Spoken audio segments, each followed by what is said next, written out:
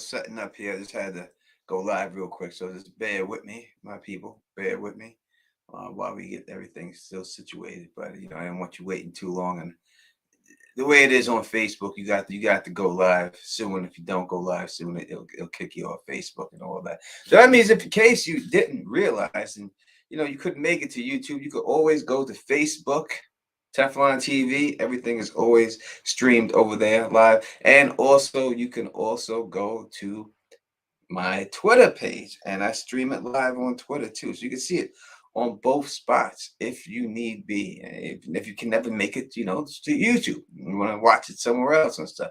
But we're gonna get into this. We're gonna talk about this last episode, and not only gonna talk about this last episode, we're gonna get some predictions and stuff for the upcoming episode. And I just put a video out about the upcoming episode, and there's a lot of things on there that we're gonna talk about and everything else and all that. So while Phil's setting up, let me say what up to a couple of people here right now. We got DJ Better. Let me change that. There's only two of us. There's no need to have it that small. Let's give y'all the space deserve on there real quick. That should be classic then. There we go. Now it's much better. Much better. All right. What up to DJ Better? What up? Tom is in the building. So I can't wait to call in. I think Stephen A. Smith has something to say about the last episode. Well, let's hope so. Stephen A. Smith, Queens, New York, actually went to the same high school I went to, Thomas Edison. Stephen A. Smith did. You know what I mean? What up to Italian Wop? Does that say right there? I think so. What up to Italian Wop in the building, rocking with us right there. Michelle Hayes is out here rocking with us right now. Cashman. Cam Cashman is in the building working with us right now. We got a bunch of people here. Thank you for everybody coming out. Illuminated Zach is in the building rocking with us right now. Appreciate everything. Again, just waiting for just got to set up a little bit more, and as soon as we do, we'll be able to get up out here. What up to Mod Mary in the building rocking with us right now? I haven't seen Mod Mary in a little bit, so it's good to see you, Mod Mary. I haven't seen you out there for a little while. So hopefully everything is all right with you and everything. And yes, we will be getting into this shortly. Just bear with me. I'm usually known for being late and stuff. Usually it's me. That usually always happens and everything else like that. My man KP is in the building rocking with us. Rocking with us right there. What's going on, my brother? What's going on? Doug Mug is always in hand. Sydney J is in the building rocking with us right now. What up? Cheers to you too. I hold Doug Mug up. I just took a sip for you. Christian Olds in the building rocking with us right now. And everything. All right. New episode felt a self-contained movie.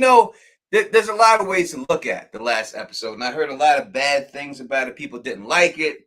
People thought it was one of the worst episodes of all time. I think there's reasons for that they do things, in the business, and we're going to talk about all that. We're also going to talk about,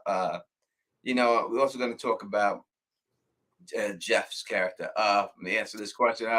Is Better Call Saul better than Breaking Bad? I don't think it's fair to ask the question because we need to see how it ends up, right? We need to see the ending of it because that's a big deal with it, right?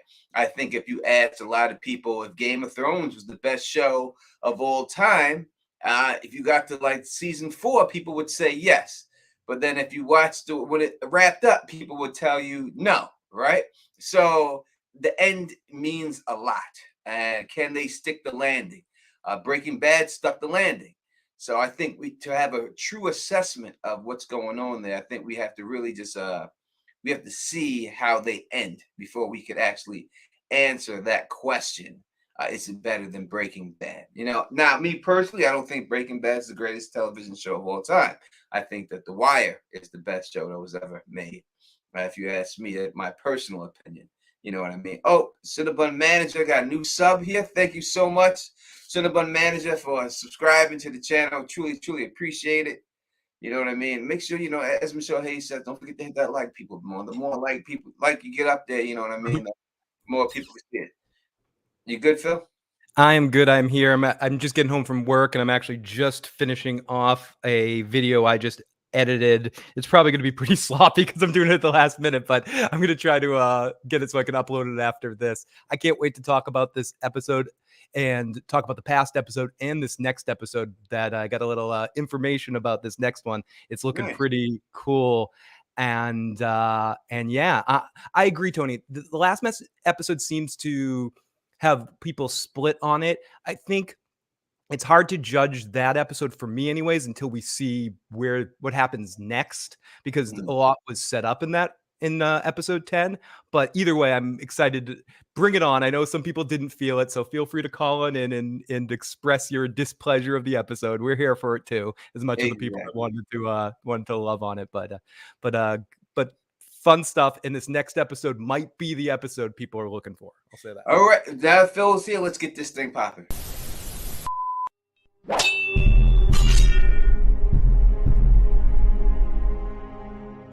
What up to my thugs, nerds, freaks, and geeks? You're now rocking with the best of Don Tony Teflon. As always, if you can, do like the Cinnabon Manager did and subscribe. Click that bell so you can be notified every time we drop a new video. And we are back here. Let me pull this off real quick. This shouldn't be. We can hide that. We did hide it. No, I didn't hide it. I got the wrong. I think I'm on the wrong one. I think I'm hitting the wrong thing. It doesn't want to come down. The picture is the wrong one. All right, there we go. So I'll show myself. Philip will show himself in a second. Yeah, I'll show myself too. I can't find the button to the and all that. But I am here, the Don Tony Teflon, Phil the Issues guy. We are back here and everything else. What up to everybody here? What up to Frank in the building? What up to Italian Wap in the building? Mod Mary, as we said a little bit earlier, is in the building. DL is in the building rocking with us right now. All right, so let me say this right off the bat. Let's get through a couple of things. Number one, this Jeff, this new character. Mm-hmm. I didn't like him. I'm gonna be honest. I don't think it came off as well with him as it did without him. I thought the other actor brought more gravitas to the role. The other actor seemed more thuggish. I really couldn't see the other actor acting so buffoonerish as this guy. I think I also tried to listen to the Better Call Saul Insiders podcast before tonight just to kind of get some information about what happened. It was one of those things that it's hard to be too hard on them when it comes down to it. I know I prefer the original actor too. I think he was more scary and more intimidating, where this guy was a doofus. Cliff Clavin kind of loser mother thing. And I think they might have adjusted the role a little bit based on him. Don Harvey, the original guy, Pat Healy, this guy. It sucks though, because listening to Pat Healy, who was a guest on the podcast, he's a huge Breaking Bad and Better Call Saul fan. He's like on the subreddits. He probably listens to this show. Like, so it's kind of difficult. Like he's such a fan. He's not a nice guy. I'm just saying this role, I didn't like him compared to the other guy. I'm only comparing him to, if I'd seen him first, maybe I would have felt different. You know what I mean? It's funny. They both auditioned for it. What happened was, it's what was speculated is what actually happened. They just lost the actor due to scheduling. They've walked this line a few times before, they said, with other actors that they almost had to recast. This is the first time in both series they actually had to do it, because there was a 4-year gap in between when they cast him into when they actually filmed it, because of COVID, because of a lot of other stuff. It happened before the heart attack. It was because of the COVID scheduling thing that got in the way. And then he got in contract on that HBO show, the sequel to not the sequel, the guy isn't it made by Sam Simon from the Wire, that show. And they couldn't get him back for scheduling. They tried to make it work. He just couldn't do it. And they did say when they recast him, they said a couple of these things, like almost along the lines of what you're saying, Tony, that you almost couldn't imagine the other guy, Don Harvey, doing this the way it was. I almost feel like it would have been written a little differently. It would if it was the other actor, because he wouldn't have been able to play pathetic so well. Yeah, I think they would have did a whole different storyline. I think they actually changed the storyline and shortened the storyline up just because this actor was there. I think that they planned on doing something else with the other guy, and because they had him, they had the rush and said, maybe we can't do all this. Let's just make this a whole, some type of, scheme. let's just do this with him because there's no way I could see the other guy running around like this guy was running around. No. And in fact, they talk about how he was running legitimately, like the actor was running for 10 hours straight shooting that. And they also hinted a little bit at this is where I'm not sure, Tony. This is the wonder I have. I was going to put out a video on this, but I ended up changing the video at the last minute to what I ended up putting out about the episode title. But the thought that, is this the last time we see Jeff? Because I don't think it's the last time we see Carol Burnett. I'm almost positive that when she mentions the thing about the bad crowd that he was involved in back in Albuquerque, that somehow is going to connect to the story. What I'm thinking, and tell me, people in the chat calling in, Tony, tell me if I'm an idiot. I'm thinking maybe there's some association to the bad crowd had him addicted to the blue meth. And then when a news story flashes over and she sees Saul Goodman's face as a wanted man for the case of the blue meth that she knew her little Jeffy was addicted to, then that might get her to turn on him and con him and set him up to be arrested, or set him up to a situation where you see Carol Burnett's character manipulating Jimmy in the way that he manipulated everybody else. So I don't know if Jeff's going to be as big of a part, and maybe in that shift, Carol Burnett's character became more of a character. And again, this is all speculation, but I do feel in my mind that there's more to do with Carol Burnett, and she might become an adversary to Jimmy at some point. But I could be wrong. I don't know what people think about. Said that they said she had was supposed to be for the rest of the season. Yeah, at least a little bit. Yeah, they didn't say one episode. They said that she had episodes. So she's not supposed to just be in one episode. It does seem like they wrapped up that storyline, but I just don't know. It all depends. Like, is it a Carol Burnett this cameo? Well, I love the show. Let's give Carol Burnett a chance to be in her favorite show. What a great thing that we get to work with Carol Burnett, that they put it in there. Or yes, so I've heard another thing that, she mentions 2 kids. It's 2 kids. She said 2 sons. I think it would fit 100%. He does look like someone who's addicted to stuff, right? So it would fit that he was addicted to stuff, and that's a thing. So I definitely like that idea. I think that's a great theory. And I think it's quite possible that could happen if she still has a regular role to play. But the theory itself is amazing. It's a really good job on that. Oh, good. I was going to put out a video on that, so I'll drop it here instead because I did something else on the other episode title. But I do think that's a possibility of something that might happen, or some variation of that, because she does make it a point. And I know we're talking about Jeff, but to transition over to Marion a little bit, she did make mention at the last lines that we heard from her, essentially, was he was involved in a bad crowd in Albuquerque. That could be for nothing. That could be a throwaway line, but I think it's going to be an important line. And to me, what you were saying, they've made reference to maybe her playing a bigger part. I think what happened, again, listening to the Insiders podcast, they knew that initially they were going to have Jeff have a mother and a sister, and have Jimmy seduce the sister. Like, the original plan for that whole situation was having him have a mother and a sister. But then when they realized that they had Carol Burnett for it, and they kind of wrote the part for her because both Vince and Peter bumped into her at a party where she said it was her favorite show. And then they had this character coming up, and they said, oh, who would be perfect for it, but she's never going to do it. And then they contacted her. She said it, and it changed a little bit. They adjusted the part. They got rid of the sister part, and they got into a different kind of manipulation. So you're right in the sense that I think things are always changing. And when they realized they didn't have the actor, they must have redesigned that scene, maybe designed more around Carol Burnett's character, where Jeff maybe had more to do in the original ending. I mean, again, I'm throwing shit at the wall, and some of it's going to stick, but that's kind of my feel for it right now. Well, that shit's on the wall hard.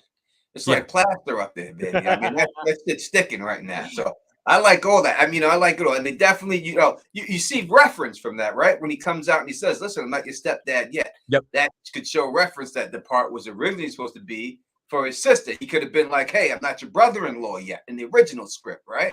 If it was the sister, he could have said that line. Then they switched it up and said, I'm not your stepdad yet. So I think it all makes sense. And I know people may say, oh, they don't change scripts. Scripts are constantly changing.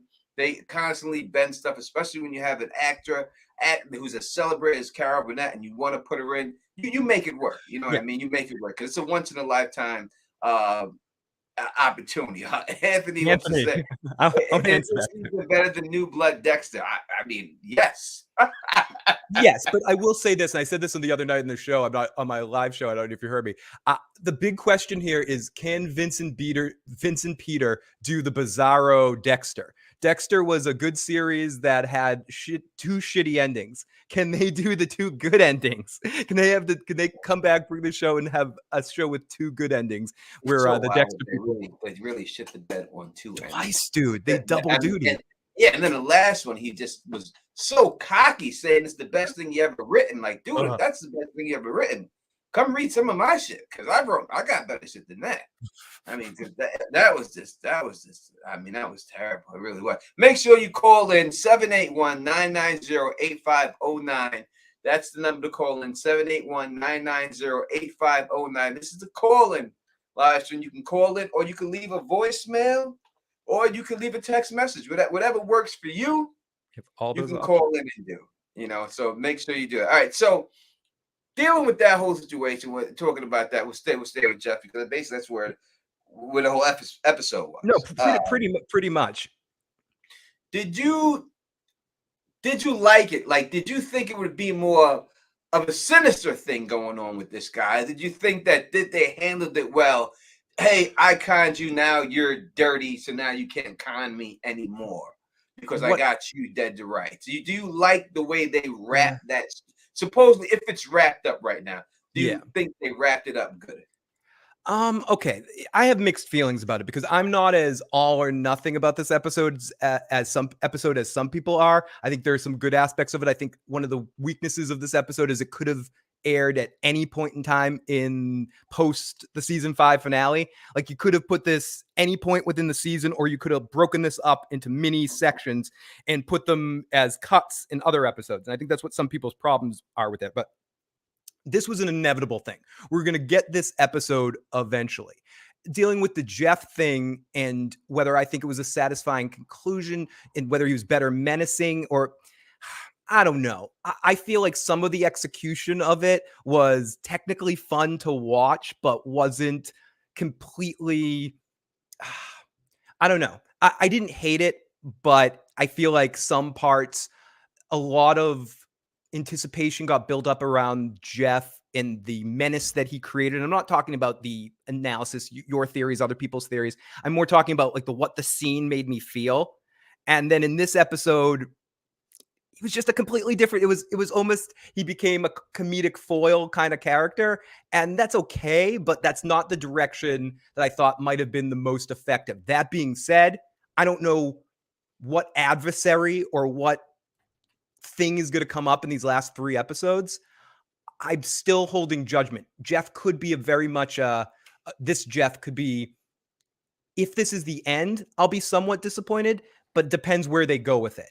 But I could see this guy being lone nut idiot man, you know, like really making some stupid choices now and blow him up in a way. And I think the setup of this, and I think the important thing coming out of this episode is Gene's overconfidence, Saul reemerging, and him keeping it down. I think that's what they needed to do in this episode. They maybe could have got there a better way, but I'm not one of these people that's going to be like, this episode was shit, there was nothing in this episode. No, I mean, I don't know what's with some folks that hate this episode, that they want everybody to hate it. If you hated it, that's fine. But some people did get meaning behind it. I think it was important for the development of the Gene character, even if its execution wasn't perfect. Tony said it perfect in my chat. It's a 7 out of 10 episode. It's not horrible worst. Let's stop with the hyperbolic bullshit, right? You know, it was okay. It was okay. Yeah. So I think that I didn't particularly, I mean, if you look at the character of Saul, would this be the way he would handle it? I think it was good to his character. He figured out a way to handle it. But when we look at what led up to the events, when you look at the way Jeff was looking at him in that goddamn, when he's rear view mirror, that was a menacing look when he was looking at him. You know what I mean? When you see in his eyes looking at him, he looked like he wanted to kill him. And you see the way he came in there and made him play him like a fiddle and dance around and everything and do the dance. It just seemed like he would have more, you know, I'll call you bluff, motherfucker. You know, like it just seemed like he'd have more of that. Like just we got some jackets and we got some Jordans, yay. To me, it didn't seem like that character would do that. Like he would be so satisfied with that. You know what I mean? Oh, I got a couple of pairs of pants and I got some jackets and yay. And now I got you on tape and you'll go to jail. Well, you'll go to jail too, motherfucker. I mean, we'll see who goes to jail for longer. I'll deny it. You say whatever. We'll see what happens. You know, the other guy seems like he calls bluff. This guy just didn't seem it. So for that reason, I didn't like it. Now, I will say this.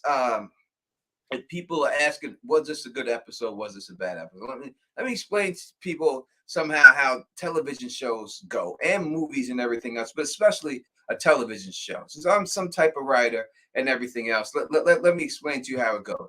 You have to think of them like roller coasters, right? If you just went downhill all the time, you would lose the excitement. It's the anticipation and the buildup when you're going up the roller coaster, it starts going really slow, and you hear it click, click, click, click, click, click, click, click, click, click, click, and then when you finally hit that top, and then you go. Right now, that was a going up the roller coaster scenario. It's setting you up for the drop, right? We've already had one drop with the Lalo situation. You can't just have Lalo every episode. It doesn't set you up. In order to set you up, in order to scare you, it has to let you put your guard down, right? So that's why I look at this episode. It's one of those episodes. So it doesn't make it the greatest episode, but maybe you're looking after the Lalo situation and everything else, you're looking for something big. You know what I mean? Again, but you can't have something big every episode. It has to build you up. So right now we're on our way up, and then we're going to start coming down again for the big drop. And should be the final episode should be the biggest drop of them all. So I think that's the way it's being written. And I think if you look at all the episodes throughout every season, you'll see that that's the technique that they use. Just about every show uses that technique when they write. So I didn't think it was a bad episode. I think people were let down because I think the expectations are too high. I think because we came off a season finale and we were coming off the beginning half of this that led to one big peak. And now, just like a joke, I mean, you couldn't have said that better. But it's also in jokes too. You need a setup and a punchline. If everything's just punchline, it doesn't work. This was a setup episode. And I think the problem that some folks are having with it would be that there's 4 episodes left and we're having a setup episode, but they had to do that because they cleared the table. So they had to set for the next, as Tony said, this would hopefully is going to be the biggest peak, this last peak. They've already had they finished the Nacho story, which led from last season into the beginning of this season. They had an amazing climax of that.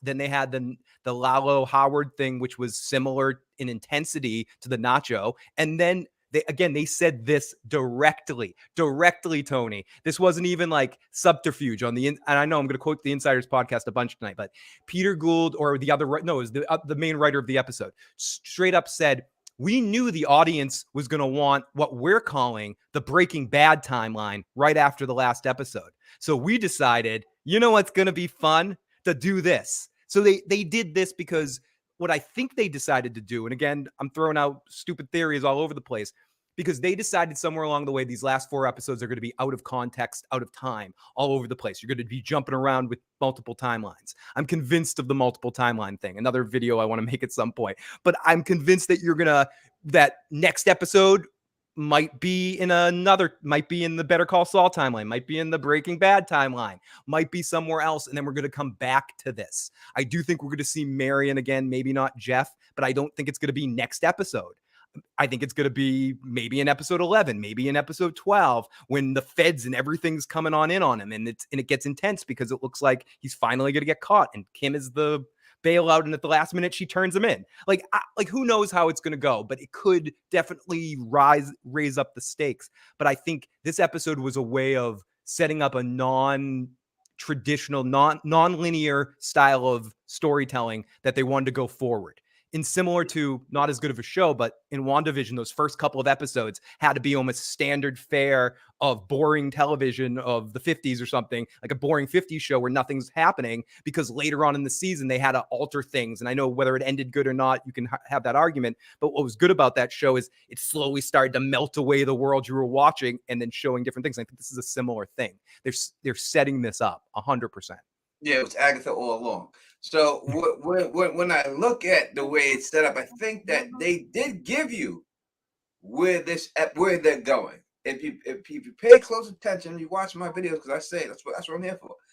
They give you where it sets up during the scheme when they were doing the final slip, and I think this is his final slip. I think they had to give you one more slip in Jimmy, one more scheme, and I think this is it from. They had to give you that one more. They gave you that one more scheme. That scheme, that's it. But during that scheme, when he was doing it, and Jeff bust his ass hard, like he really bust his ass. Like that was a falling and I can't get up moment right there. Like he was done. Like he was out for at least 2-3 minutes. I'm falling and I can't get out. He was done. He was out there, right? And when he was down there, and he had to make up a story, to keep the cops' eye on him. And when he was saying, if I died right now, I would have nobody. When he said, my brother's dead, I have no wife. That, I think, is what's going to get him in the end to go. Yeah. Like, I think him saying that's what they're saying. He's realizing, like, yo, what existence do I really have here? Yes, I'm free, but if I die, I got shit. So is it really worth it to be free under these circumstances? Or is it better to go back, face the music, and have someone who fucking loves you? And I think that's what that was really to set up, was to get him in that mindset where he has to just take off. He can't live as Gene anymore. What do you think about that? You just can't do it. And part of that is, again, I'll say what I do it with snacks, but you could say this about anything. Why can't you do something just a little? There's certain things that you're like, I'm pretty good at this. I like this a little bit, like acting for me, for instance. Like I can't just act sometimes. Either I'm like doing that or I'm doing something else. It's all or nothing. And with Jimmy or with Gene, it's easy to pacify yourself and go like, if every day I didn't want to stream with Tony or do anything, didn't want to do anything fun, didn't want to be the issues guy or something. I'm like, okay, I'm not going to do anything. But the minute Tony gets me on the phone, I do it once. It's like I'm here every night, here every week, because it's hard to do things that feel natural to yourself only a little, even if they're good for you or bad for you. This is good for us. It's good to talk to you guys. Good to hear theories. Being Slippin' Jimmy is not good for Jimmy McGill. It led him down the road to end up in a situation with Walter White and be in a no-win situation, essentially. So that Slippin' Jimmy is like a hard personality addiction, and he feels it a little bit in the scene. You're just gonna, in every other Gene scene we see moving forward, you're gonna see that coming out of him, like the Incredible freaking Hulk, like we saw in that one scene with the cop where he shouts, and it's happened this whole time through the Gene scenes, when he's like, get a lawyer. But it's coming out, and that's the point where we're leading, I think, in the Gene timeline, similar to the point where we led in the other timeline where we sandwich Saul here. Yeah, there are a lot of people who go on the run and turn themselves in before law enforcement catch them because the pressure is just too much. Yeah. I mean, look at the way he's making that drink when he makes that drink. That's just like fucking here, squeeze this shit in there, sit down, and fucking go watch a VCR tape. I mean, it's not like he's having any fun. Now, look, if he was out there, you know what I mean, and he had a new girlfriend, this is why they didn't show him like this, right? Because if he had a new girl and he was with a new woman and he was living at her and he was having his sex, going to Cinnabon, going home from work, and he had someone to come home to, then he would be willing to stay in that lifestyle. So they didn't show you him. They show him he's so isolated. He's got a police scanner on all the time. He's so nervous. He works a crappy job. Not saying anyone who does work at Cinnabon, I'm not saying that your job is crappy, but I'm saying no one goes to college to work at Cinnabon, right? So it's not the greatest job. No, right? And it's also not what you should be doing. It's like if he's a lawyer, though. He's a lawyer making hundreds of thousands, if not millions of dollars. Yep. To go work at Cinnabon is a big drop in your lifestyle. That's a big drop in your life. So, it's hard. You know what I mean? I was, about me personally, when my parents were together, my mom was a registered nurse and my dad was an electrician. So we had a lot of money when I was growing up. I grew up in a very good upper middle class Jewish neighborhood. But when my dad left and my mom, when they split up, and my mom wasn't up on a thing, and because my dad made her stay home because Jehovah's Witness thing, and she didn't work. She had to go get a license again. But before she did that, we were on some tough times.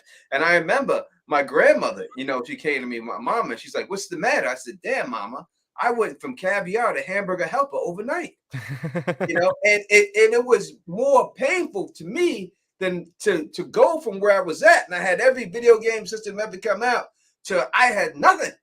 I was eating nothing. You know what I mean? So it was hard for that. So I can understand it so much. When you have stuff and you lose it, it's harder than when you don't have stuff and you just maintain that.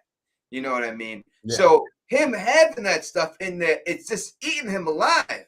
And he has nothing. He has nobody. And as he said, if I died right now, it would be kaput for me.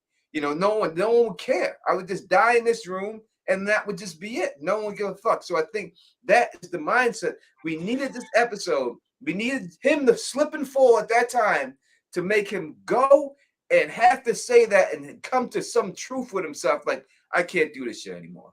I can't do it. Whatever the repercussions is, I got to stand and face them. I just can't run this life like this anymore. Tony, you ready for our first voicemails? I am ready. Okay, this one's one from yesterday. I don't think it's a full voicemail, but we got to play it. I think it might be Chuck McGill. Nippy, it's Chuck McGill. You passed the bar? I think that was one left over from the other night. This is area code 347. This is exactly what I've been waiting for. This is exactly, I don't mean to sound like Cat Williams, but this is exactly what I've been waiting for. I am having a very bad day. I'm in no mood. This, today, is one of the worst days that I've had in a long time. I'm not in the mood to play with anybody. My brother Bomani Jones is in another booth looking at me. I love that brother. I don't want to talk to you today. I've got producers who have been very, very good to me. I've got bosses who have been very, very good to me. I've got co-workers that I love. I don't want to talk to anybody. Stephen A, you're a good guy, Stephen A. Thanks for calling in. I wasn't sure what was going on there for a while. Stephen A, calm down, Stephen A. All right, Stephen A, we're right here. We can hear you, buddy. I'm not Kendrick Perkins. You don't have to yell at me. I'm from Queens too, Steve. I know we got that thing going on here. You know what I mean? I'm not Skip Bayless. Don't yell at me, man. Come on. Yeah, I'm not a Dallas Cowboys fan. All right. Yeah, come on. Yeah. You have to be like that. Let's go. We'll fly down to Miami. You love it down there. Okay, area code 914. Good message, my friend. JT from NYC. I just wanted to say that Peter Gould and Vince Gilligan, if you look at Breaking Bad, they teased the gun in the trunk, and then there was a big shootout at the finale. I think we've seen kind of sort of the chain finale with everything leading up to this scam. And to reiterate, my prediction is that everything involving Breaking Bad integration for Better Call Saul is that Saul, in some way, somehow, pull a scam on Walt. And we're going to see that. And that's what the creators were saying when they said that we're never going to look at Breaking Bad the same way again, because things were manipulated or scammed behind the scenes that we didn't know about, and now we're going to see. And this new Jeff is more like, I don't know, like George McFly, and the old one was more like Biff. Yeah. Like, no comparison. I think you were in the chat the other night. You made that comparison too. I think that's a great way of saying it. Yeah, the new guy's more like George McFly. The other guy's like Biff. Yeah, I hear what the break. See, to me, when we deal with Walt and that timeline, I don't know if it goes that deep. Maybe it does, because they did when they did the El Camino stuff. I think they realized that people didn't really like that. The people didn't get good response. That they were just in there just to tie the thing together. So this kind of like the Sopranos, prequel, right? They just put people in there to tie it together. right? To try to just tie it together and stuff.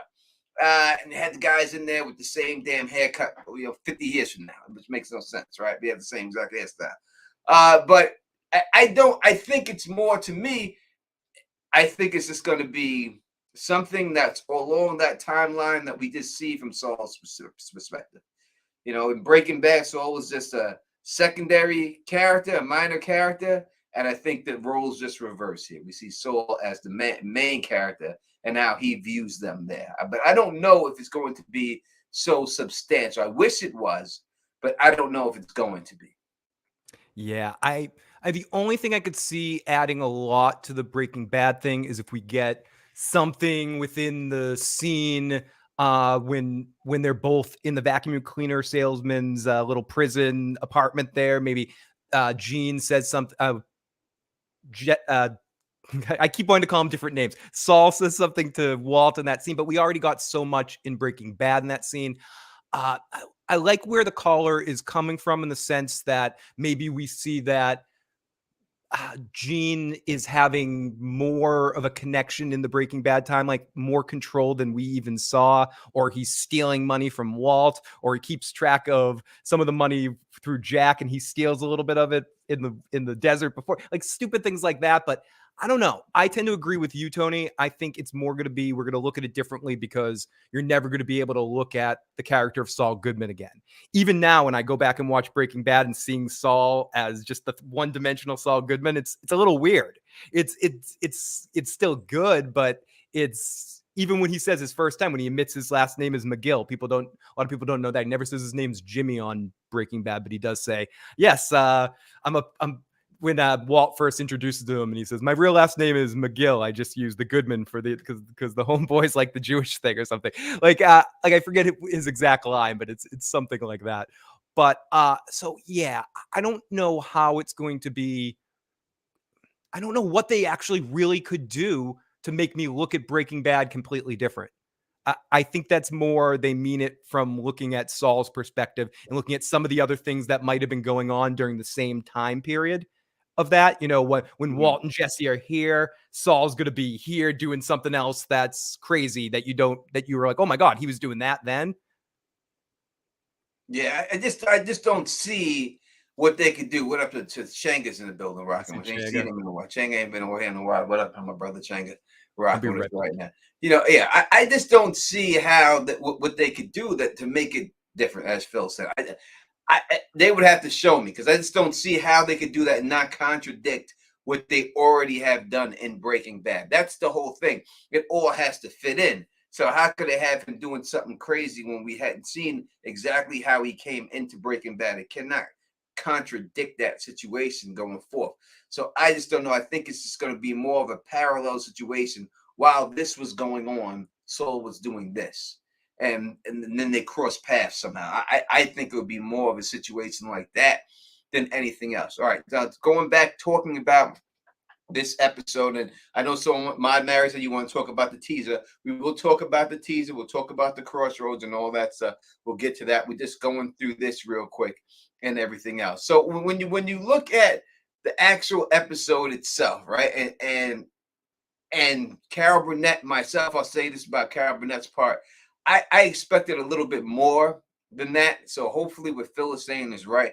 I did expect her to have a bigger role. This her just being in there, it's not bad. I just wanted something bigger for her. I just want, now listen, I take the L on that, I said it was Howard's mother and it wasn't, right?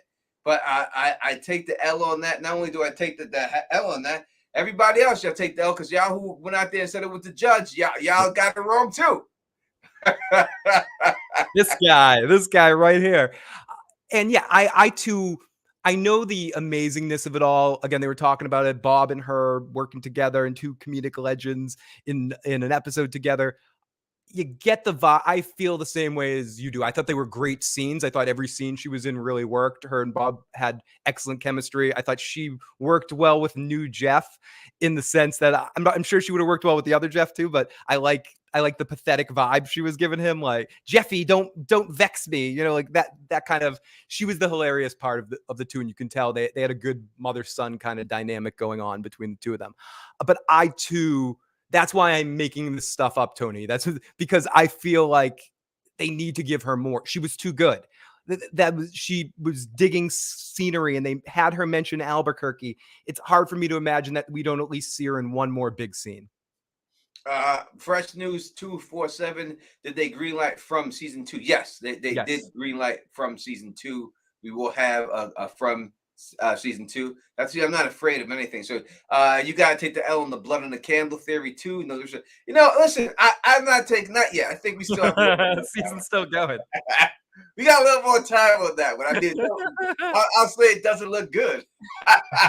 the same with your. We didn't see them take that candle and throw it out. We seen them throw out a lot of other things, but they didn't throw out that damn candle. They didn't specifically show that candle. So I think the one of your theories, and trust me, I got a lot that are going down the toilet right now too. I think the one of your theories that's hurting the most is the Jeff being attached to Kim one. All right, we got to bring that up. Yes. Without a doubt. I'm telling you, I really think they rewrote the part. I really think it's certainly possible. I think it's different. I mean, but yes, I take an L on that one too. I take the L. So I remember someone in the comment situation, in the comments said something like, I bet he feels real stupid after seeing the last episode. I don't feel stupid. I don't feel stupid after I predict the Yankees are going to beat the Mets and they lose. That's what makes me feel stupid. I just predicted. I'm not playing the game. I can't help what happens. I didn't write the story. I'm just giving you what I think could happen. Doesn't mean it's going to happen. I could be right. I could be wrong. It comes with the territory. So no, I don't feel dumb about it at all. If I put a plausible theory out there, and I could back it up with some proof. There it is. If it doesn't happen, it doesn't happen. It's just the way it goes sometimes. And it's part of the fun of talking about these series, putting that stuff out there, whether you're right or you're wrong. It's almost fun just stretching it out there and seeing if you can put the pieces together. I'm very prepared to take the loss for the for the Gene returning to Albuquerque. After last night's episode, I'm feeling bad about that. I'm feeling like the story might end there and that's why they had to establish a long period of time in that place so that they could end the story in that place. So now I'm starting to feel like the end of the series might happen in Omaha, and so I'm thinking I might have to take the loss on he's definitely 100% returning to Albuquerque. Well, people are saying that, let's see, like is he going to run into Kim again? So that basically comes to, and I think that the fact that he said that he has no wife, that's the only one. His brother's dead, yes. There's nowhere else he can go. The only one he cares about that he can care about is his wife. It's the only one. So, yeah, he has to. They have to see each other again. There's no other way around. There's no way that what we see in Kim, it's over. That she just walks out the door and that's it. We never see her again. That would be a terrible ending for her character. Again, Better Call Saul Insiders podcast shit. One of the director of the episode was talking about how it was a joy to work on this with guest actors because the main cast weren't there. And the way she said it, again, this is more me reading into it. She said, "Oh, and Rhea Seehorn wasn't in this episode," and blah blah blah. And then she mentioned Kim separately. And then she said the rest of our awesome cast wasn't in it either. But the way she said, and I have to listen back, and people can listen to it themselves and to get their own interpretations. But it seemed, even the tone of her voice was, Kim's coming back. They almost all, when they're talking about it, I don't even think it's a question. And I know some people have put in my comments in my Kim is coming back video. No, her story's done. Her story might be done, but as Tony just pointed out, and he's absolutely right, there's no one else. Marion's not going to be good enough. Jeff's not going to be good enough. They're good enough for foils. But when it comes to him having to turn to one last person, have a scene like Walt had with Skylar, or even with the Gray Matter people, like that one, or even with Jesse at the end, the only character left for him to come to like that is Hank and Gomez. No, is Kim. That's it. So I think it makes sense thematically for her to re-enter the story, and it does. And I mean, I'll wait to see, but I don't think it makes sense for her not to in some way, because that's his only, even 6 years later, in his mind in Omaha, sitting there day after day, his last time he was happy was with Kim, and he's going to be thinking about that, and she's never going to leave his mind. And now he's also national news. I keep saying that. He's national news. She's seeing him on the news. You don't think she's going to be looking for him? Yeah, it's not like they have to get back together. See, this him No. seeing her again. It just has to be a closure situation. If you check my last video that I just put out today, I put out an ending in there that I think is very plausible for them to do. And I think that the ending, you know, it started in the courtroom. It could end in the courtroom. And if he turns himself in and Kim decides to represent him, and they don't have to show whether he gets convicted or not. They could just show the trial going on. As I said, that they could end it with her saying the oath. The judge wants her to say the oath again because he knows they're connected. So she's going to run a fair defense. And she could sit down at the table with him and she could hold his hand. And then the judge can say, all right, prosecution, call your first witness. And then that's it. It can end just like that. Now, maybe people wouldn't be satisfied with that ending. It would be ambiguous. You don't know if he actually goes to jail or not. That would be up to you to decide whether you think he loses the case or wins the case. But it would reunite them two. And it would put a bow on her. Because now she's that lawyer. She's back as being a lawyer like she's supposed to be. She's always been there for him. So here we are for the last time. I'm going to be here again for you. We're going to defend you. We're going to try to beat this. And we're going to try to beat this together. But one more thing together. Yep. No, so we're going to try to do it, good this time. We're not going to try to con our way to the win. We're going to really try to get you off on this, So, I think that that's a very plausible ending. And I think that could be the way you get it. And if you don't like Soprano-esque endings, with a little ambiguous, you may not like this one. But I see this one coming like that. I'm a mile away. I see them trying to end it like that. The bottom line is he cannot get away with this scot-free. It's just impossible. There's no way he can just meet up with Kim and then they run away together and that's it and they don't get caught. You can't have that. It's not the way you write. This is not going to be a happy ending. Yeah, you don't write a script like that. Again, we'll go back to the Half-Baked movie, right? In the Half-Baked movie, the way it was supposed to end, the original ending was he smoked weed and he got the girl and everything else. And then they were like, wait a second, there's no consequences to his actions. We got to do something. So they made it, in order to get the girl, you had to give up weed. And he decided to give up weed for the girl. So you can't have both. Your cake and eat it too. You have to have a yin and a yang to balance it all out. If you look at the Outsiders, you can't have Pony Boy surviving, right? You can't stand not Pony Boy, Johnny. You can't have Johnny. You can't have Johnny surviving, right? You needed Johnny to die in order for Pony Boy to stay golden. And Tony, you were talking about the Sopranos. That's why, come at me, lifers. That's why Tony dies right there at the end, because you had to have it end with Tony Soprano dying, and then the cut to black. And I don't know what you think, Tony. You can come at me. We don't have to talk about the Sopranos now, but I think he dies for sure when the cuts to black. There's no that you could look at it because you could hear. If I put it together, he says it to Bobby earlier in the season, or Bobby says it to him with everything cutting down, and then they did the same thing with Syl before he was shot early in the season. They kind of told you that they were going to do that leading up to the point. Do it for Johnny, man. Do it for Johnny. Here we go. We got another voicemail. This is from area code 815.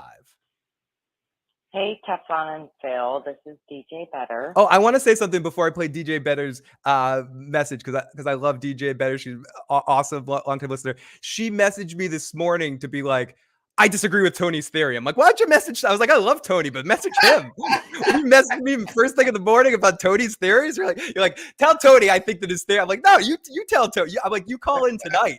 You tell Tony yourself. I love Tony. He's one of the closest friends, but I'm not answering for his theories. What kind of party is this? You can direct those questions straight to me. Yeah, Teflon TV at gmail.com. I mean, he's got it up right here. Sorry. Anyway, sorry, DJ. I just wanted to put myself on blast because that's what I absolutely said to you this morning when you sent me that. So here we go. Hey, Teflon and Phil. This is DJ Better. The episode didn't do much for me, but I trust enough in these writers that there's going to be a payoff at the end. Yeah. So Tony, do you feel like maybe The people that are being critical of this episode, and again, I'm fine with being critical, but do you think they're forgetting exactly what you said earlier, that every climax needs a setup? That and this is what I was gonna say before, and I didn't say. I don't blame people, because now we're in that. This is what television was always like. This is what it used to be like for every show, that you'd have to wait week to week, watch it on a regular channel with freaking commercials or whatever. The people that watch it actually live, it's still you can watch on AMC Plus and other streaming platforms, but you're still getting breaks and stuff. You build all this anticipation for every episode, and then you get a setup episode, and you're like, that's the worst thing ever. It's not. It's just a setup episode when there's only 4 episodes.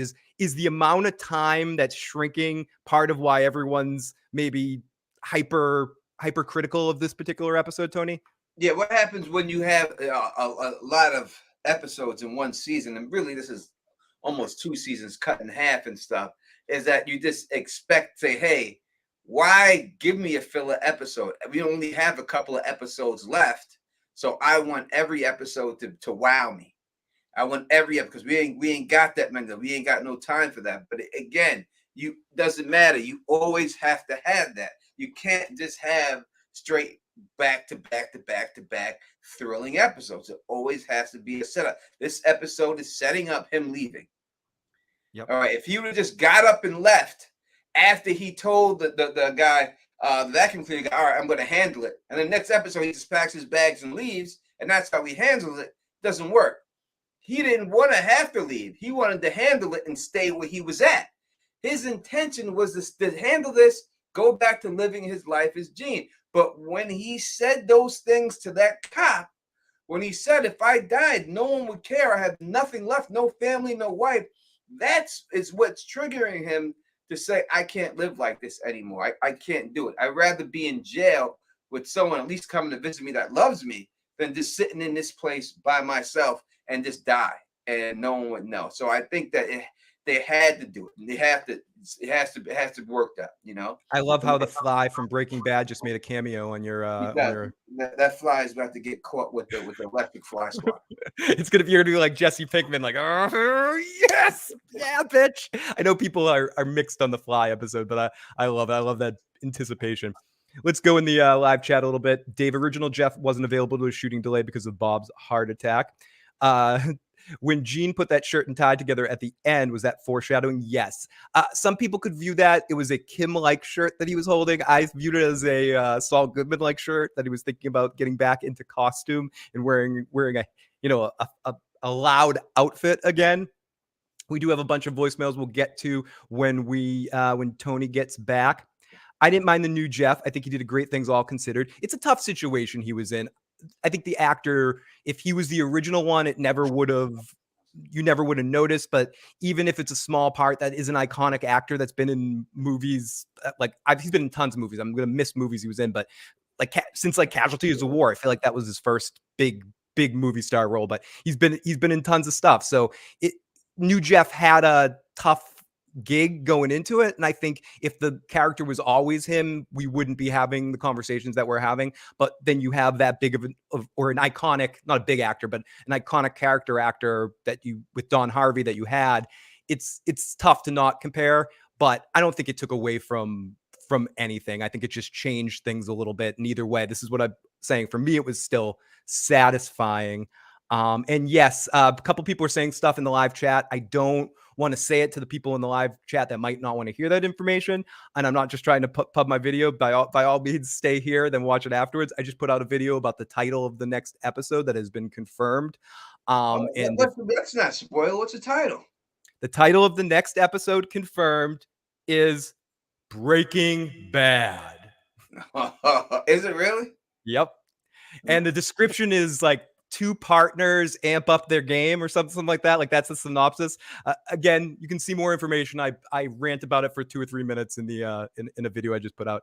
But apparently reported on by the same people that cracked the title being Nippy a few weeks earlier. It's the same website that did it, and it's apparently up on like DirecTV or something too, maybe.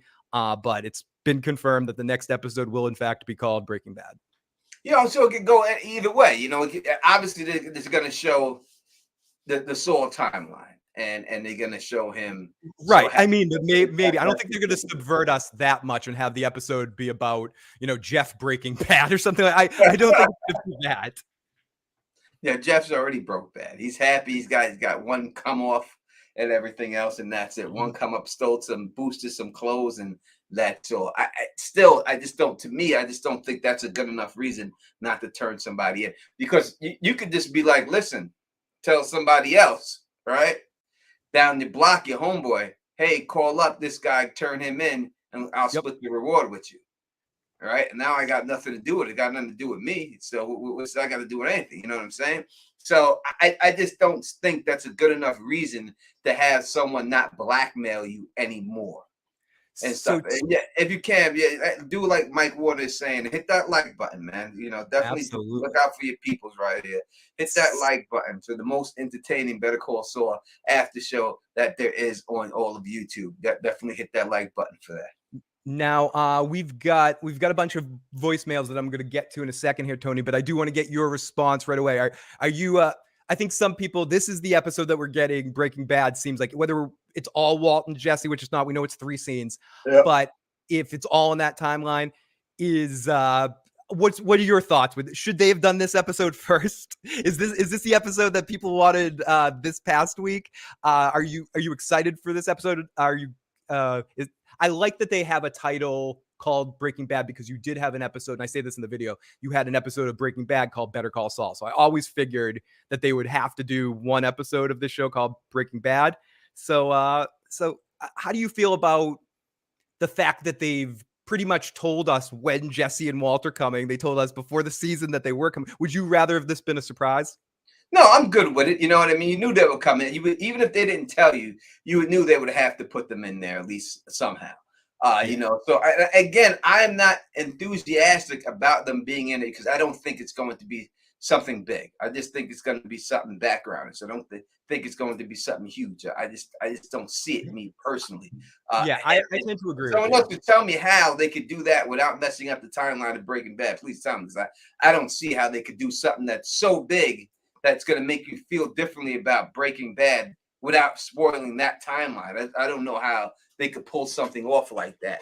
So I think it's just going to be not fluff, or fan service, but semi-fan service. It will be a little fan service. I agree with you there. I think what I'm more excited about is seeing more of the character. This is what I was saying earlier a little bit and hinting at. I think what I'm excited to see is Jimmy McGill in the Breaking Bad timeline, because we haven't seen that. We've seen Saul Goodman in that timeline, and we know that, and we always assumed watching the show, it's like he's magically going to turn into Saul, but Jimmy's always there. Jimmy's there with Gene, like he is Jimmy McGill. But when we saw Breaking Bad, we only saw the one-dimensional character. So what I'm excited for is not Jesse and Walt, which is going to get the what the fuck moments and all that kind of crap, which is fun, and I think they've handled fan service well in this show in the past, and there's no reason to think that they would do it bad this time for the first time with Walt and Jesse. I think it's going to be much better than El Camino. But I think the stuff I'm most excited about, the Breaking Bad stuff, is seeing what else Jimmy was up to, possibly seeing what Kim was up to. Maybe they reconnected in this timeline instead of in the Gene timeline. Then it will make sense for them to reconnect a third time in the Gene timeline. So we see that they actually, in some of the times during Breaking Bad, those theories that Kim was helping Jimmy, maybe we see that is true. And they reconnect, and she helps him create Ice Zebra Station and some of those theories about setting up some of his shell corporations to help launder money. Maybe she's connected to that somehow. So those are the kind of things I'm hoping to see in a Breaking Bad episode to add more texture to that world. Not necessarily Walt and Jesse, which is going to be fun, especially Jesse. I don't think it's that difficult to imagine Bryan Cranston looking like Walter White in either stage, either pre-bald head or post. But Aaron Paul at, what is he, pushing 50 now? That's not going to work. He's not going to look nothing like that character. So they're going to have to put a hat on him. They're going to have to do something, because he don't look the same at all. It works with Saul because he was fatter in Breaking Bad, right? He was much more heavier in there. So you could say, all right, this is before, because he's skinnier, and then after that he gained some weight. That works. So that's why it's not that bad, but it's going to be hard to pull that off with Jesse. That's why I don't think they can do too much with him. No, I think Jesse has to be, unless they do a Alaska thing with Jesse, which maybe they could maybe do a Westworld thing with Jesse, but in the Walt and Jesse cameo that Jesse's wearing like a mask or something, like a suit, and cooking the meth and something for protection, and you just hear him yell "yeah, bitch" in the corner or something like that. Ross Hardy, yes, it has been confirmed that is the title for the next episode is Breaking Bad. I'll be right back. We'll run the bathroom. Absolutely. But yeah, according to what website is it? I forget the website. I don't have it listed right now, but it has been reported in a couple places that the next episode is Breaking Bad. I'm going to say 95% confirmed because this site has been accurate on every episode title prediction. So we will see. Let's see. Ice Station Zebra. Thank you, Gift Sparks.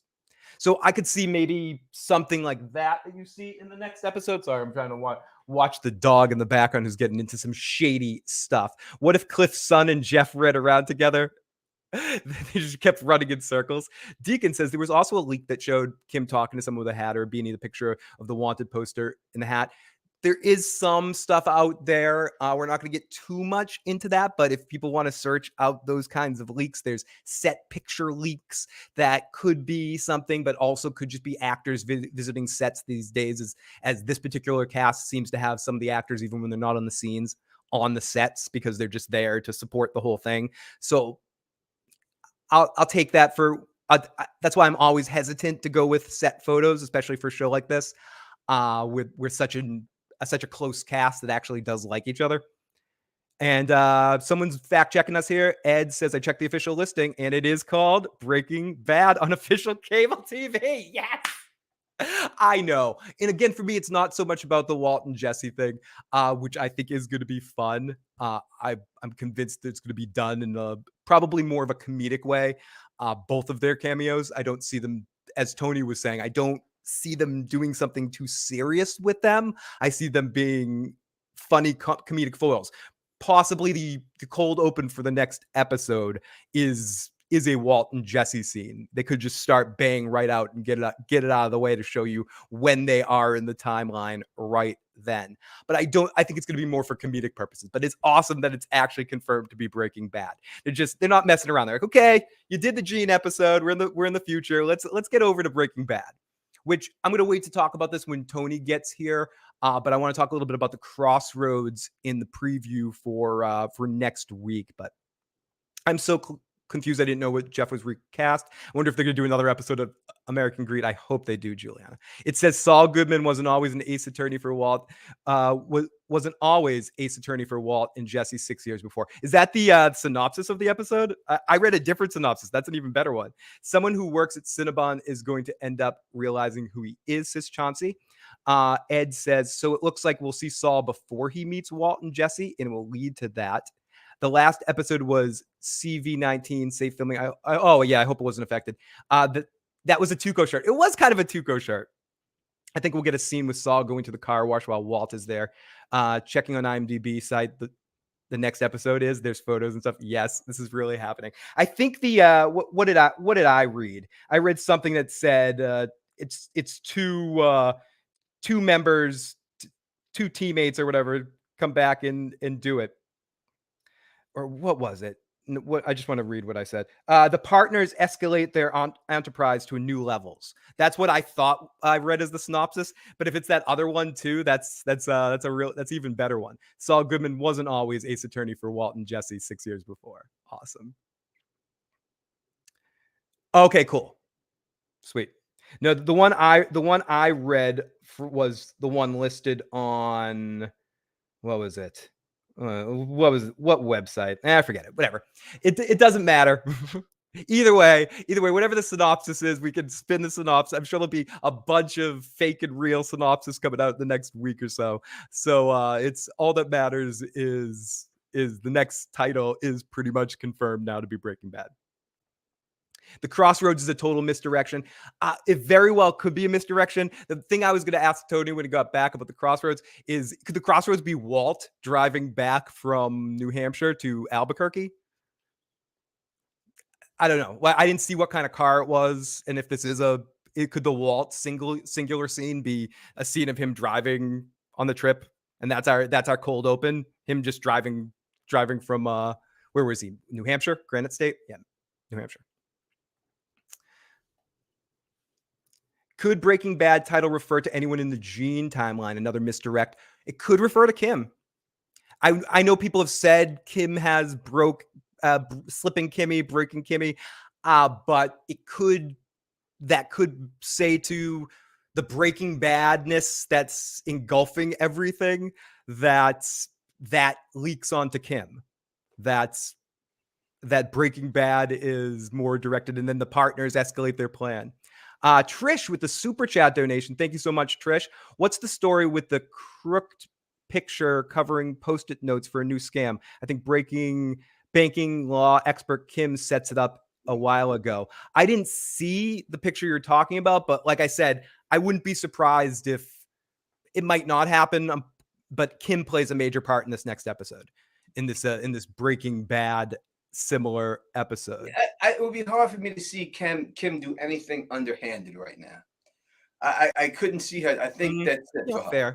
I think it's over for her. I think the only way it's going to be, you're going to see her, is her doing good things. I think she's had enough of that lifestyle. I just couldn't see her. I hope you're right, Tony. Okay, what I was talking about right before you got back that I wanted to ask you about, and I haven't had a chance to watch your video, but with the Crossroads setup, could that, who do you think's driving in the Crossroads? Could it be Walter? Could that be Walter coming back from New Hampshire to heading back to Albuquerque, and that's our cold open, our one scene with Walter? No, if it's going to be anyone, it's going to be Gene leaving, heading back. You know. Okay, that's him. Oh, maybe so you think it's him in Omaha heading back to Albuquerque, possibly? Yes. He's heading back. Like he turn around, go back to being Gene. He can go forward and be Sal, or make that turn and try to be Jimmy. Right? I think, because in the end, I don't think he ends as Saul. I think he ends as Jimmy. Yeah. Right. The whole time you always see him trying to be somebody else, and I think he has to accept the fact of who he is. That this is who you are. You know what I mean? I think that's how it ends in the end for him. You're like, this is me. This is who I am. And and Kim fell in love with Jimmy McGill, not Saul. Right. So I think that's what he, in the end, that's what he has to rectify with that. That's who he is. Thank you, Shay Jordan. How y'all? First time here. Thank you for showing up. Truly appreciate you rocking with us. Are you ready for the few more voicemails? Yes, of course. Okay, here it code 310. Hey, what's up, Phil? I just wanted to ask a question. So we all know that Saul ends up saying, best case scenario, I'm working at a Cinnabon in Nebraska. Kim ends up saying, best case scenario, working at a gas station back in her hometown. Do you think there's any chance we find her back working at a gas station in her hometown? Thanks, man. Bye. I'm going to jump off this question to ask you another question based around this. Could Jeff, the cab driver, somehow bump into Kim that working at a Hinky Dinky? I've heard this before. What do you think of this theory of Kim working at the Hinky Dinky gas station as parallels to Saul work? No, not at all. I think that she's going to be who she's going to be. I think that we hear her saying those lines in the teaser of an oath of being a lawyer, because that's who she is. I think she got away from it for a little while because she had to get away, clear her head. But I couldn't see her going and working at just being a gas station attendant and calling it a day with her life. It just doesn't seem like that would be a good ending to a character at all. So no, I can't see that. And someone said something else up here. Cinnabon Man just saying, in my opinion, Fun and Game was the end of Jimmy's storyline. Granite State was the end of Saul's storyline, and Gene and Jimmy's punishment and purgatory is why in Black White. I feel what you're saying, and I think that's a very good comment. But I think that in the end, he has to become who he truly is. He's Jimmy McGill. This whole Saul thing was a front. This Gene thing is a front. He has to go back as Jimmy McGill.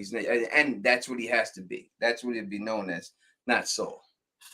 And we'll get through the voicemails. And I can only play the voicemails we get, Trish. So here he comes saying I'm actually playing questions. Like the other night on my show turned into the impressions hour.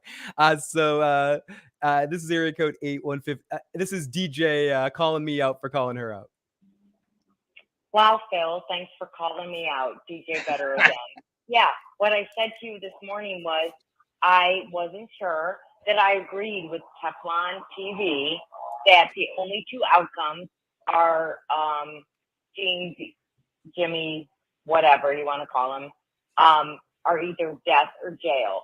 Because I think they've moved past the whole jail thing. I think, as I've thought about it today, that, I mean, him trying to get back with Kim and Kim saying no, that is going to be part of the ending. But, you know, what the heck do I know? Bye. Good call, DJ. Yeah, I just don't know like how that ends. He goes back to Kim. We already seen that. We've seen him try to get with her, and she's saying, no, we're not good together. They're going to play that scene out again? I just don't see them doing that twice. Yeah. And I think when it comes down to it, he has to die or he has to go to jail. And most likely he'll go to jail because he's a lawyer, and that's what he usually would do, right? Get people out of jail. So that's why I said I think it could end with him just having to stand trial for what he did and Kim defending him, and they just don't give you the outcome. And so you have to figure out exactly what's going on. Ooh, so you're going full Sopranos ending here. Yeah, I think it's going to be something like that when it's all said. Interesting. Okay. Area code 262. I'm calling in right now from Milwaukee, Wisconsin, to say that the little fat dude with the glasses with the baseball cards that Nacho stole, that dude's going to come back and kill Saul at the end. Would you see it coming? Reggie, put that down. Reggie. I sure as hell wouldn't. No, so you're without ruining the movie, you're there's a certain movie with Al Pacino that ends similar to that. So that's the ending you're going for there, the surprise ending. And this is area code. Oh, we'll get to this message when Tony gets back. Yeah, Price kills Saul. Price comes back. Do we get one final squat cobbler? Do we finally get to see the squat cobbler live and in person? Jason says the store manager seems to be on the ball. She probably does the security cameras before getting erased and causing problems for Jeff. They did pay extra attention to the security guard. I don't know if they just liked the actor's performance, so they gave her a little bit more in the edit. But they did seem to be more to her than meets the eye. I will agree with that.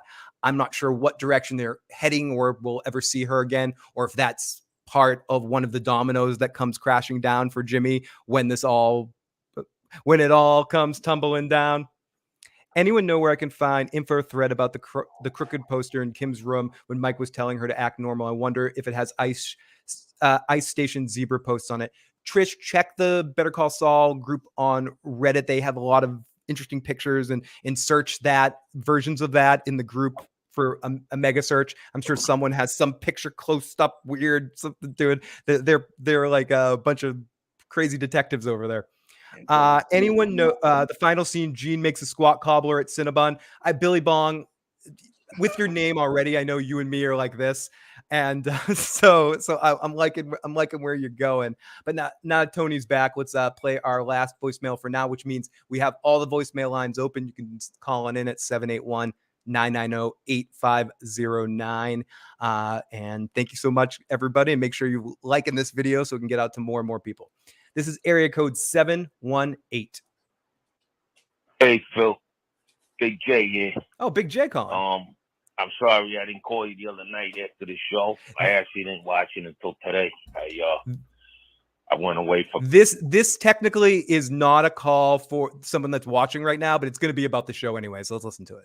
A couple of days I was in Atlantic City with my girl, and man, what a fucking show, bro. What a show. I loved it. I love Burnett. Fucking Nippy. But what happened to poor Nippy? She was my idol as a kid, man. I used to watch her. I'm 55, so I remember when she had the Carol Burnett show when I was a kid. She was awesome, bro. Yeah, that being said, yeah, I know it's in the middle of the week, so I'm just giving you a shot. Yeah, I really enjoyed this episode. Anyways, I won't play the long match, but Big J, if you happen to catch your way onto this at any point in time, Carol Burnett was awesome. It was great. It was great to have her on there, and I'm gonna find it because I do have it somewhere. The number that they had on the Nippy poster, you could call that. It just ended up being busy that night, and it does play a message. I'll see if I can find it so we can play it before the end of the show here. It's pretty funny. No doubt about it. No doubt. People say on the Insider podcast they talked about the last scene, or it was her last scene. Who are you talking about here? Who's he talking about? Kim or Carol? Where's that comment? Dottie, on the Insiders podcast, they talked about how the last scene with the store manager was her farewell. I think talking about the store manager's character. Oh, all right. Let's see. I just would say here, Jeff could try to do a job on his own, get busted, tells Marion when she comes and visit him in jail. That's too much. It's too much. It's too much. Why would we see Jeff do this, or from his perspective, or anything else like that? You can't have Jeff without Saul. So, yeah. I mean, Eugene. So I think that's just way too much.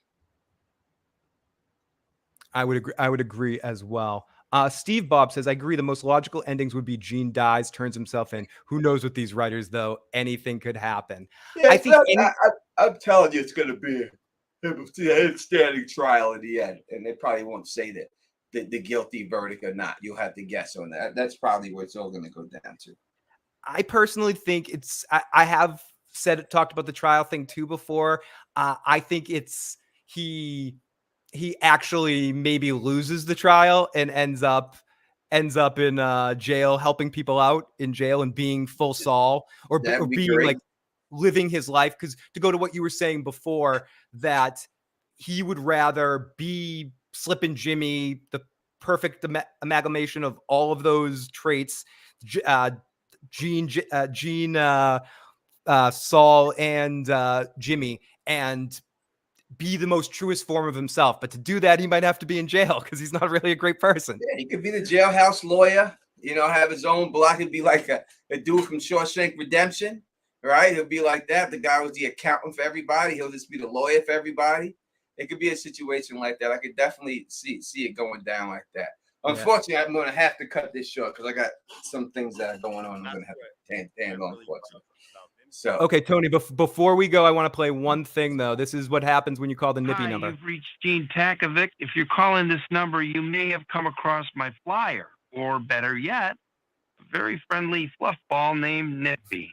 He's a Pomeranian, 4 years old on Halloween, light brown with a big white chest and little white paws, all of 6 pounds. Well, 7 after having his way with the peanut butter jar. He was last seen on Clementine and South 35th, probably going after an alley cat or a squeaky ball. He can be a tad shy at first, but he warms up fast, especially if you have a TREAT. When he gets excited, he makes these tiny snorting noises, almost like a sneeze. At the end of the day, he's just a cuddle bug who loves to snuggle on the couch underneath his favorite blankie. Aww. It breaks my heart. Sweet Nippy wandering the streets, hungry and cold.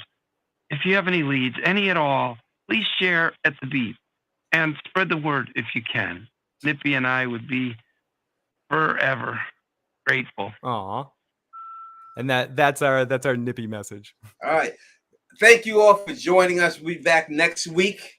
Again, you can always catch it right after the episode. Fill the issues, guys. Check his channel. As soon as the episode's over, he'll be there Monday night. Try to do the pregame show before, but if not, I'll try my best so I can do it. Again, if you like what I do, please thumbs up to spread this across the realm. And as always, subscribe. Until next time, you know what it is. Peace and stay sexy.